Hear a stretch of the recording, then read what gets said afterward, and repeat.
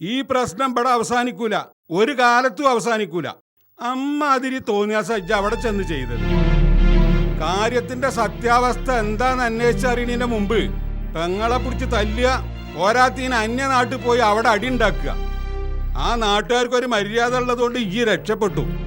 വേറെ ഏതെങ്കിലും നാട്ടുകാരായിരുന്നെങ്കിലേ അന്ന മെഡിക്കൽ കോളേജിലെ ICUവിൽ വന്ന് കാണേണ്ടി വരുമായിരുന്നു എനിക്ക്.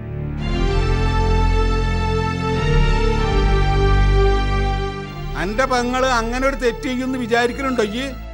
അങ്ങനെ ഒരു വിചാരം എനിക്കുണ്ടെങ്കിൽ ഇയ്യോളം ആങ്ങളെല്ലാന്ന് ഞാൻ പറയും. കാരണം കുട്ടിയച്ഛനും ഖദീജയും മക്കളെ പോറ്റിയത് എങ്ങനെയാന്ന് എനിക്ക് നല്ലോണം അറിയാം. അതുകൊണ്ടാണ് ഇങ്ങനൊരു കല്യാണം നടത്താൻ ഞാൻ മുൻകൈയ്യെടുത്തത്. അത് ഈയായിട്ട് വെറുതെ ആക്കരുത്.